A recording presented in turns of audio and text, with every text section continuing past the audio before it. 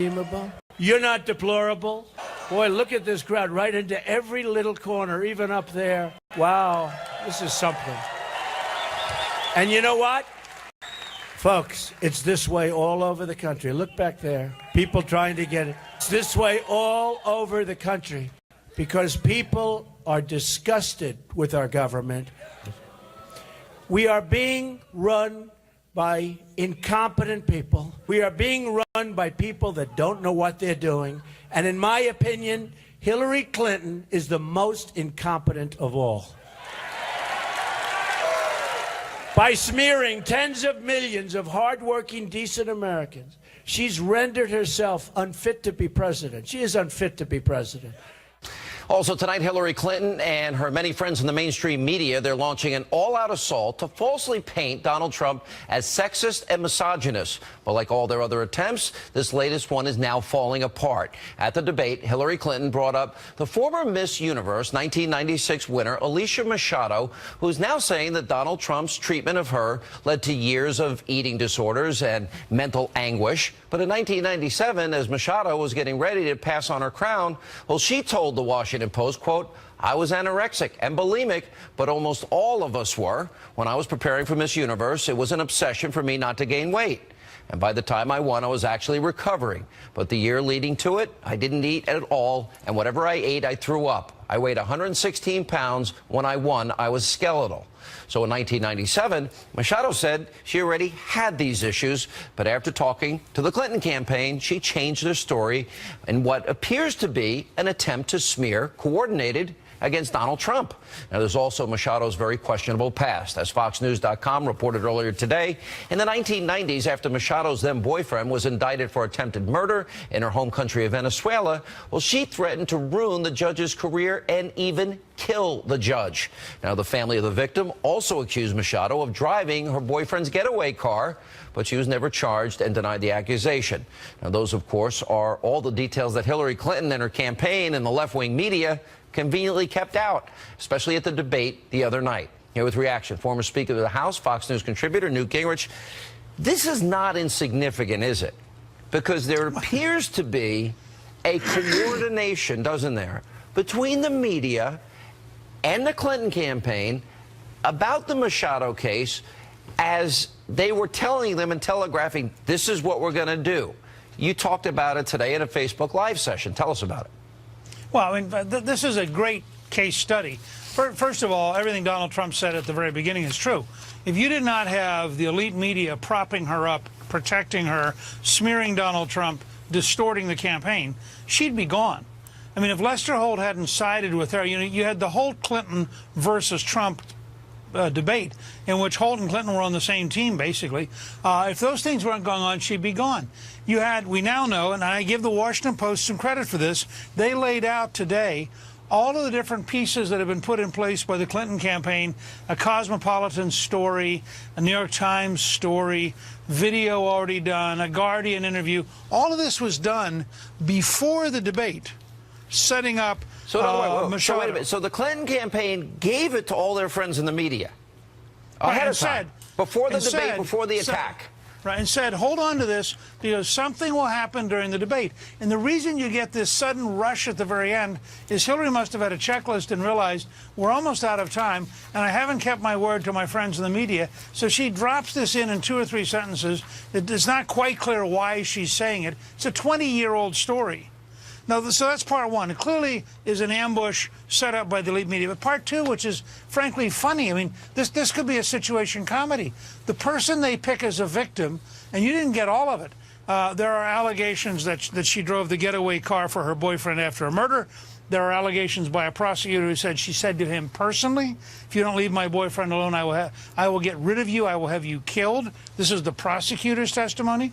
There are allegations that she ended up as the girlfriend of a major cartel drug dealer, and the woman who reported that was killed in Mexico City. That's a CNN report. That's not me or you. And I'm just saying to you, all of a sudden Machado is a very strange victim to rally the left around. And I think this thing may blow up in Hillary's face by the end of the week. You know, does it now also open up a door? You actually complimented Donald Trump because he didn't go there at the end of the debate. I'm not sure if I could have done it. You probably have more discipline than me. I give you credit. You're an elder statesman. I'm a bombastic talk show host. I probably would have said it. I wouldn't have controlled myself. But there's something here. You know, according to this was a CBS report in 2013. There's a woman by the name of Diane Blair. She's a political science professor. Her papers were donated to the University of Arkansas Special Collection, etc. Anyway, one of Hillary's closest friends. And Hillary Clinton credited Bill Clinton with trying to break away from Lewinsky. This was her mindset. And she called Monica a narcissistic Looney Tune.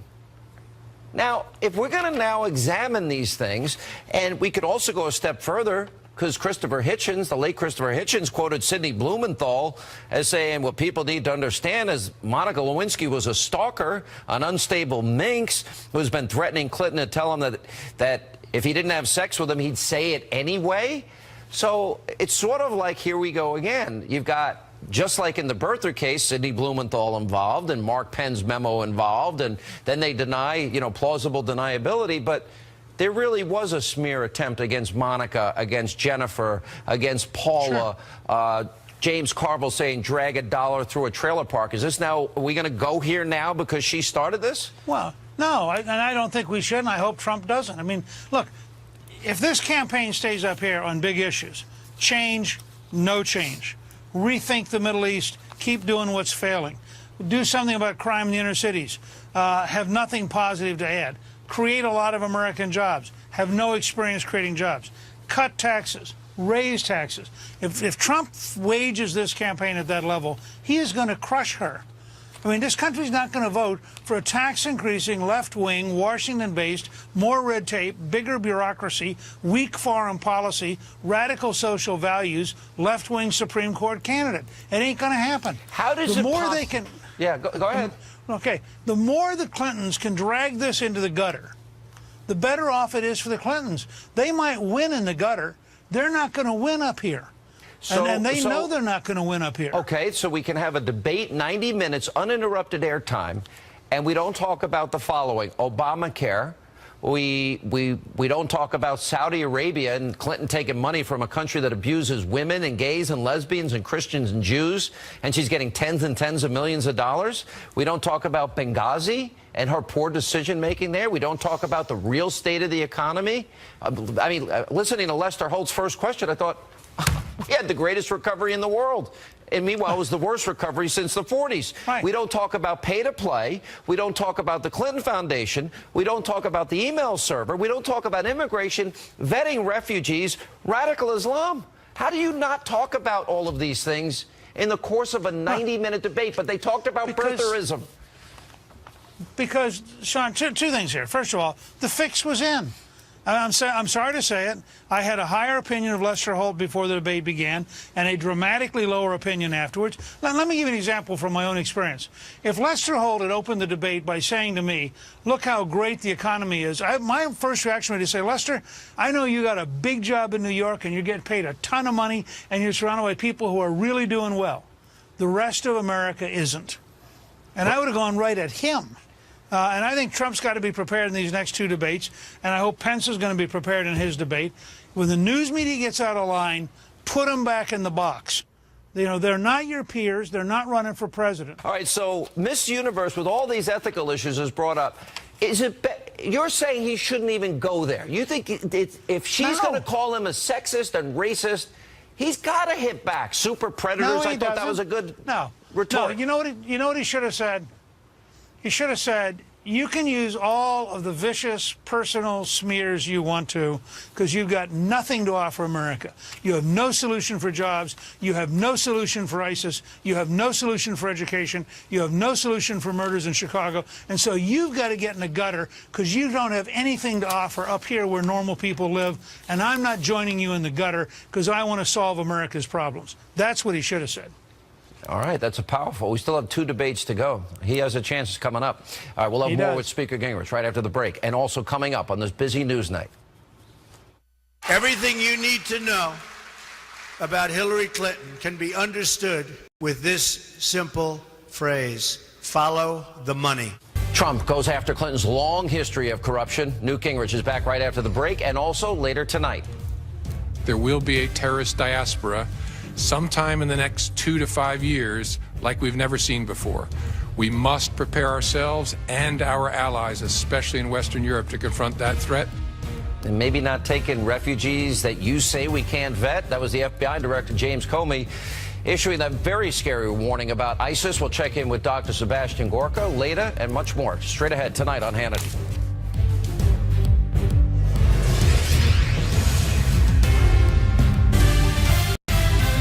Everything you need to know about Hillary Clinton can be understood with this simple phrase: follow the money. She even gave up 20% of uranium. You know what happens with uranium, don't you? And who controls that 20%? Russia. Russia. She disgraced the office of Secretary of State by putting it up for sale. And if she ever got the chance, she would put the Oval Office up for sale, too. Donald Trump calling out his Democratic rival. That was earlier today in Iowa. So will these lingering scandals hurt Clinton come November? We continue with the former Speaker of the House, Fox News contributor Newt Gingrich. All right. We do have to have a discussion in one of these debates about Benghazi. We do have to talk about Obamacare, right? We have to talk about the real state of the economy, pay to play, the Clinton Foundation. That has to come up at some point, right? Well, it should. And let me just say, I don't often, as you know, disagree with Trump, and I have great admiration. But I think he said something just now that I think is an exaggeration. I don't think Hillary would sell the Oval Office.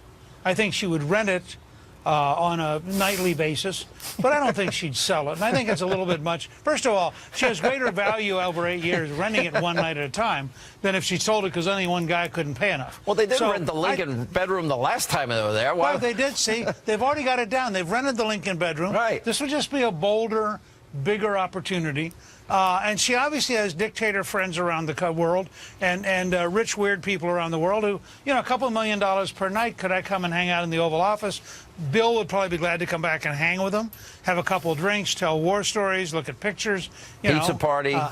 That's right. So she could say, you know, for $5 million a night, you get Bill. For $20 million, you get me. Or maybe it's the opposite. For $20 million, you get Bill. I'm more boring for you. It's only $5 for me. But I just don't think he should say she's going to sell the office. I think he should say she's going to rent it. I think that's a more accurate and reasonable position. Because if you look at all the online polls, The Hill, Time.com, Slate, I mean, the list was really long. Trump won the debate in these online polls. Everyone's going to say, Hannity, they're not scientific. I hear what you're saying, but this is the question. The punditry class has been wrong about Trump in the previous 12 debates that he had with Republicans. And I thought he did well during the debate. I think he's got a lot of information, a lot of stuff. She dropped the kitchen sink on him. He still has a lot that he could bring up against her. What do you imagine would be the best pivot for him? Well, I think you're on the right track. I mean, he ought to go to the big deals.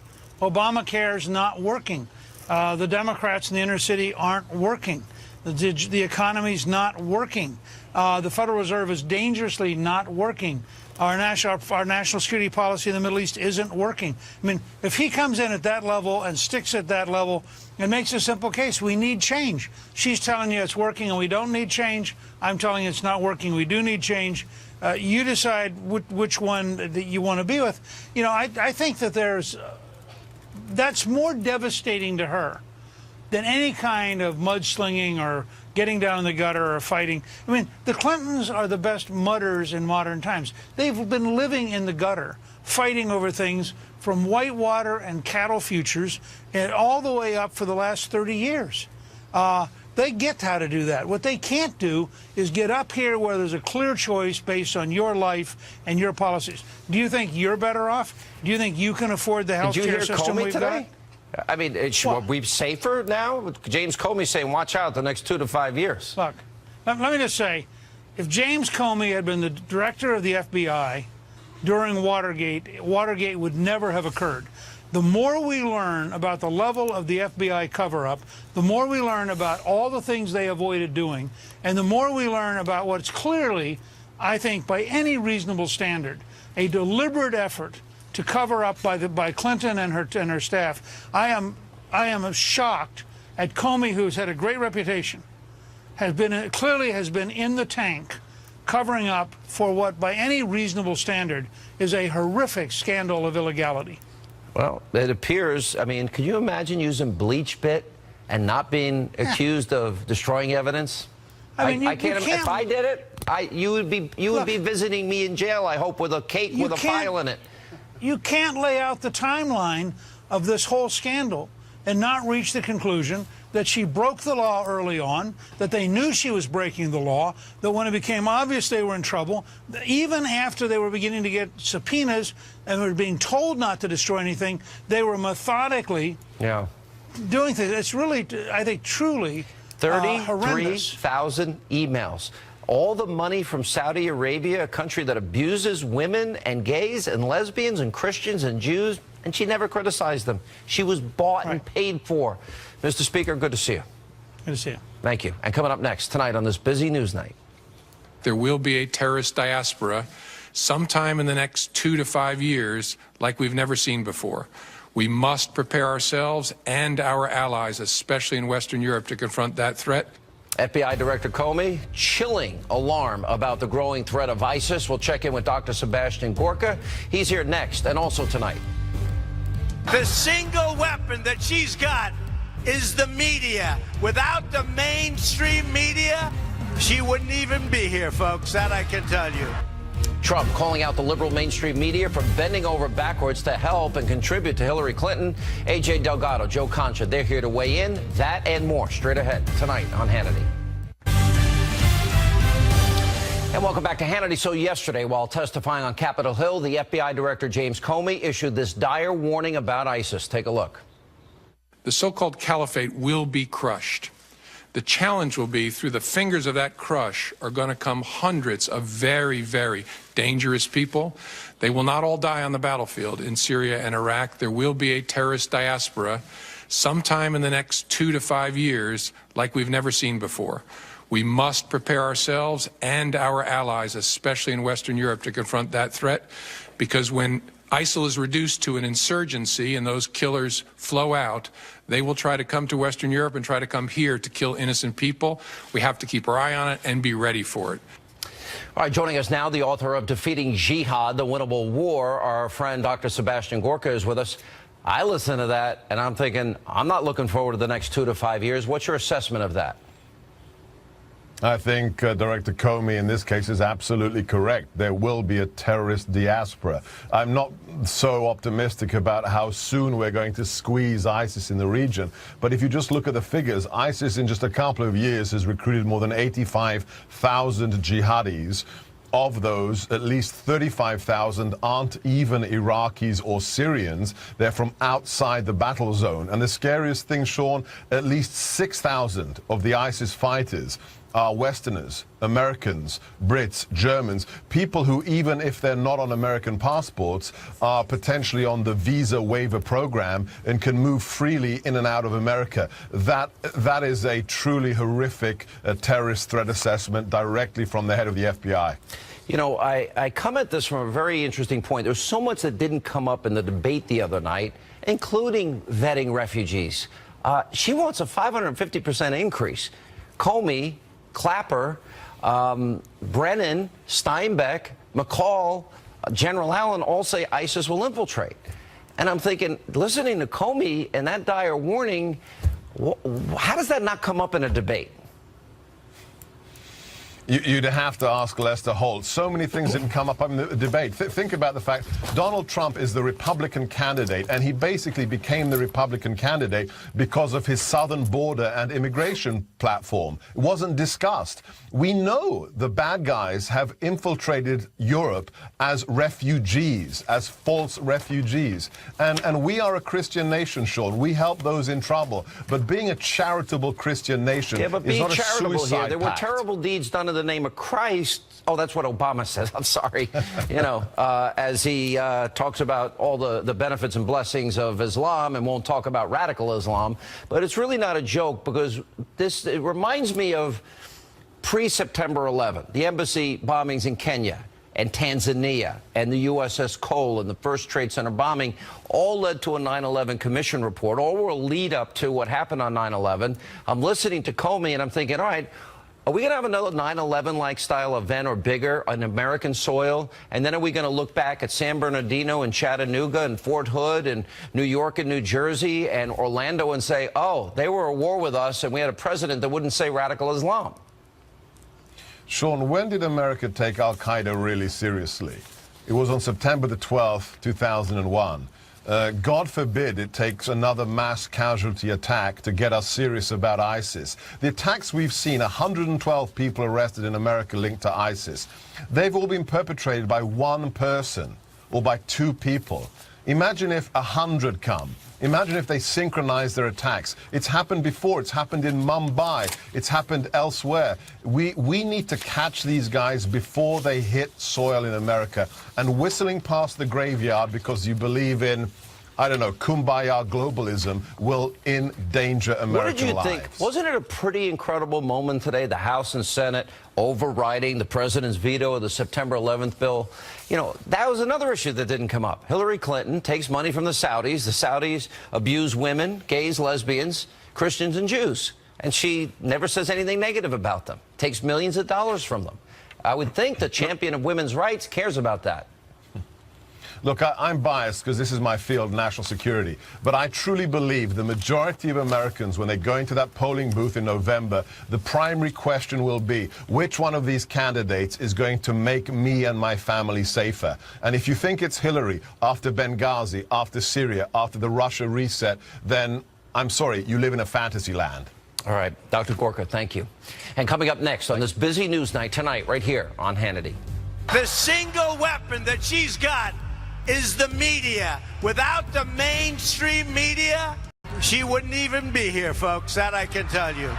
Donald Trump trashes the liberal lapdog media for being in the tank for Hillary Clinton. A.J. Delgado, Joe Concha, they react next. And later, a new report from Politico says the Clinton campaign is in a panic about possible low African-American voter turnout in the key swing state of Florida. We'll check in with Pastor Darrell Scott and Pastor C.L. Bryant. That and more on this busy news night tonight on Hannity.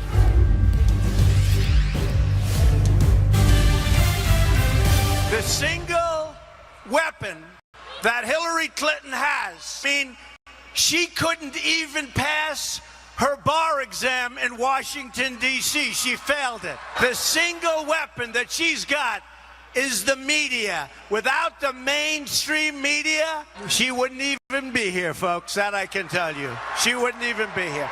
She wouldn't have a chance. Donald Trump calling out the mainstream media. Now, this comes amid the latest example of liberal bias in the press and how they are covering the former Miss Universe winner Alicia Machado's accusation against Donald Trump. Joining us now, Trump campaign senior advisor A.J. Delgado, and from the Hill, Joe Concha is writing the media. All right, before I get to that, we discussed it earlier in the show. How do you have a debate, Joe, when you don't talk about Obamacare, you don't talk about Hillary taking money from countries that persecute women, gays, lesbians, Christians, and Jews, the Saudis, millions of dollars, and never criticize them? How do you not talk about Benghazi, the state of the economy, her pay-to-play scandal, the Clinton Foundation, the email server, the immigration, vetting refugees? How is it possible to go through 90 minutes of uninterrupted airtime? Sean, it's very easy to be fair.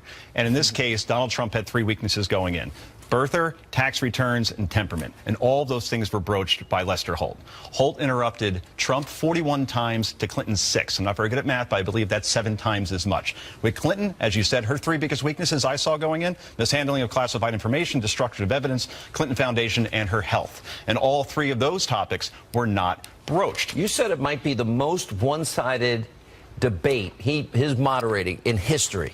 In other words, you're basically saying that Lester Holt is the most biased moderator in history. He somehow eclipsed Candy Crowley. And remember, if you saw my stories about Lester Holt going in, I said he is nonpartisan. I said he was one of the last old-school newsmen. I didn't have any preconceived notions about Lester Holt being partisan. He interviewed me on the Today Show a bunch of times, and I found him fair. But I watched this. There were 3 Candy Crowleys. A.J. starting from the opening, predicated statement about the great economy. And I'm like, hello? What America is he living in with a abusively biased question there? But then he got it wrong on stop and frisk. Then he got it wrong. What was the other thing on Benghazi? TPP. Oh, no, on Iraq War and TPP. also. Gold standard. Yeah. So, I mean, what are we supposed to do with that when it's 2-on-1? Right. Well, Rubio had a great line, if you remember, from the primaries. This has always stuck in my mind. It was so true, where he said Hillary Clinton had the ultimate super PAC, and that's the mainstream media. We saw it with Lester Holt, who embarrassed himself in this debate, and we're seeing it today, the past 24 hours, at the media basically taking Hillary's talking points and doing her campaign work for her with this false, fabricated story about this Alicia Machado. Sean, if you'll notice, this woman who has a terrible record, a very dubious character, this is somebody that a judge said that she threatened to have him killed. So this is a very dubious she threatened character. to have him killed. Also, she was accused of being an accomplice and a driver in a murder driving case. a getaway car. Correct. And here's a question: what's worse? Because Diane Blair is a friend of Hillary Clinton's, political science professor. Her papers donated to the University of Arkansas Special Collection Library. She described this and Hillary's mindset at the time of Monica Lewinsky, and she quotes her saying that Monica was a narcissistic Looney Tune. Now, is the media going to report that with the same level of intensity they did this Miss Venezuela story? Right, and Sean, notice the media is running these claims, these ridiculous claims that she makes, that he called her, quote, Miss Piggy and Miss Housekeeping. They're running it as fact. I thought just last week they were telling us how important fact-checking is with the debates. Now they're not fact-checking at all, and they're reporting what she claims, these ludicrous claims, as fact. And by the way, when she says that he called her Miss Housekeeping because of her Latina accent, guess what, Miss Machado? There's another Latina with a Hispanic accent, yours truly right here, working closely with Mr. Trump, and he has shown nothing. Well, now that but they care about the treatment of women, me. So nobody believes you. I think it's now fair for the media, Joe, to go back and talk to Juanita and talk to Kathleen and talk to Paula and talk to Dolly and Jennifer Flowers. Well, why would that be out of bounds if we're going back 20 years here? Oh, it's not out of bounds at all. I'm just shaking so my head. So when I do all the Clinton women and I have them on the set of the show, I'm going to be treated just like the media is treating Ms. Venezuela. Oh, absolutely not. You know that. Look, bottom line, let me ask you a question. Yeah. Since 1956, you be the host. Go ahead. Sure. Since 1956, yeah. How many Republican candidates have the New York Times and Washington Post in the presidential election endorsed combined? Probably none. You're right. It's a number that when you multiply zero by a number, it's basically that. Look, modern day example, Dean Baquet, he's the executive editor of the Times, basically means he runs the place. Bob Woodward, associate editor of Washington Post. They said they would go to jail if they can illegally obtain and publish Donald Trump's tax records. Now, they never say that, however, about getting Hillary Clinton's 33,000 emails, the Goldman Sachs transcripts, her medical records. I'm saying if you're going to make a statement like that and you're running a paper, alleged paper of record, you better make those statements about Hillary Clinton as well. If transparency is your goal. If it's their goal, but it's certainly not their goal, as referenced by all these different, topics that didn't come up. But I guess the question is this: do you think I opened with a monologue on the program yesterday. The premise of it, isn't it fascinating that when you listen to people in the polls, I know online polls aren't scientific, but when they are all across the board, Time Magazine and Slate and local CBS and all these mainstream media outlets, people vote Trump. But then you listen to the punditry class, the overpaid media colleagues of mine, including me, we're all overpaid, true or false? True. And I'm asking, they're out of touch with the people, the 95 million Americans out of work, the 12 million more Americans that are on food stamps, and the 8 million more Americans that live in poverty since Obama's been president. And that's my point. I'm not Those sure people are saying something very different. Sure. I'm not sure you can listen to the punditry class because you look at Nate Silver, for instance, gave Donald Trump a 2% chance of getting the nomination. At one point against Clinton, had him at 3%. Now he's about 45% chance to win. Pundits time and again during this campaign, ever since he announced in June of 2015, wrong from the get-go. So don't listen to him. And by the way, that debate, I think Trump will recover from because he'll learn. And I think the third debate, when Chris Wallace is asking the questions, I think that's when you're going to see some real, legitimate, fair, tough questions to both sides. And I think that's where Trump will leave the best last impression. All right, Joe, good to see you. Good to see you. And up next tonight, right here on Hannity. I say this to African-American communities. What do you have to lose? Donald Trump is going to fix it. We're going to fix it. We're going to make it safe. Donald Trump continues to reach out to the African-American community as a new report says the Clinton campaign is freaking out about low turnout from African-American voters in Florida. We'll check in with the Reverend Darrell Scott, Reverend C.L. Bryant, and much more tonight, straight ahead on Hannity.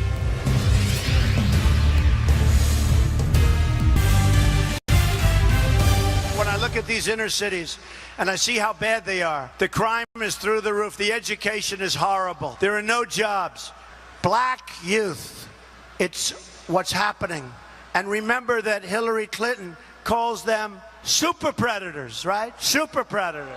I say to people, the poverty is at numbers that you wouldn't believe. And I say, what do you have to lose? I'll fix it. I say this to African American communities.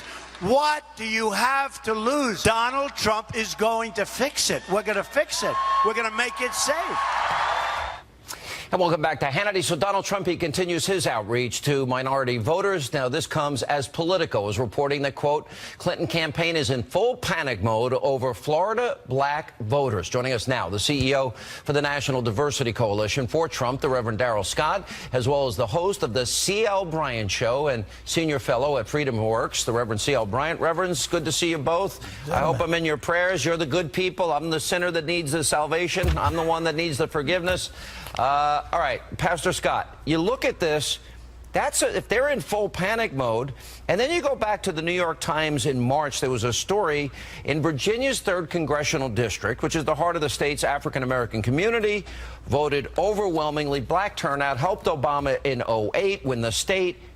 It went down about 30% for Mrs. Clinton. Do you think Donald Trump can get some of the numbers we've seen in some of the polls as high as nearly 20% of the black vote, and why? Absolutely. I really believe he can. In fact, I know a number of people, especially in Florida. I've had people that contacted me from Florida months ago that wanted to be active in the campaign, black people that have a great ground game, and they're attracted to the message that Donald Trump has, the message of economics, crime. They can't help but to be attracted to it. And in looking at him and his track record as a builder, as an employer, as a developer, you can't help but to believe that he's telling the truth when he says, I will create jobs, I will try to curb crime, I will redevelop the inner city. And, you know, I had a call yesterday from Atlanta, another call from Charlotte, and they say, listen, we're with Trump, and a lot of us are with Trump. We just aren't able to stand the backlash that will come from our public support. But when we get in that booth, and it's just us and that voting booth, Donald Trump is going to get a huge amount of African-American votes and is going to surprise everybody. All right, so black turnout is down 30% in some of those districts in Virginia, but it went further. New York Post, an estimated 40% lower in Ohio, 38% lower in Florida, 34% lower in North Carolina. This seems to be, Pastor Bryant, a trend that's going on. Could it be because there's a 50 Americans on food stamps since Obama's been president, a 20% increase, black Americans out of the labor force since Obama's been president, a doubling of our national debt, schools have not improved one bit as both Hillary and Obama are beholden to the NEA, top-down Common Core failure and mediocrity? I believe, Sean, that there is going to be a surprising political evolution seen in the black community here in 2016, this political cycle. And one of the things that will lead to that is the need for law and order in the inner city in particular. The people who are law-abiding in the inner city, the thousands of law-abiding people in the inner city, they're just as fed up and sick of that condition as those who are not. Trump said the other night, we failed black communities. Where are the worst schools in the country? Aren't they in inner cities? Yeah. Right? We go to. Yes, we're going to break this down. We're going to have a real conversation it's best here. To tell the truth. We are failing, right. And we are wasting America's great talent by not giving the kids an education they need. How about neighborhoods with drugs, guns? And she doesn't want stop and frisk, which saved many minority lives in New York and elsewhere where it's been practiced. Why wouldn't she support those things? Sean, the untapped potential. Sean, you were just at my church, Sean. Now, down the hill, I could have taken you in the neighborhood that's the #2 most depressed city in the United States of America, a city called East Cleveland. Crime is rampant. It's like Dodge City down there. A pregnant girl just got shot last week because the gangs feared that she was going to testify against them. And what Hillary doesn't do, she doesn't elicit any excitement or arouse any passion in the black community, so they'll stay home. They'll say, well, I'm not voting for Trump, but Hillary is not exciting enough to make me get up and go vote for her, so they'll stay home. And the Democrats are going to be surprised at the results from this election out of the black community. You know, didn't Trump make a good point, CL, when he said, hey, every 4 years they come knocking on our door? What have you done? What has been done to help people with the economy, drugs, inner city violence? Look at Chicago. I couldn't believe how cavalier Hillary was. 3,000 people in Chicago shot this year. Nearly 4,000 dead since Obama's been president. We don't know the names of those people. Over 75% of black Americans. When I visit places like Chicago, Detroit, Baltimore, even Ferguson, Sean, the people that are there are aware at this point in time, now that this presidency of Obama is finally over, they're aware that they have been used as political pawns and that they have been taken advantage of, and the untapped potential that is there in those communities. I believe someone like Donald Trump will allow a pathway for them to exercise I hope so. the creative right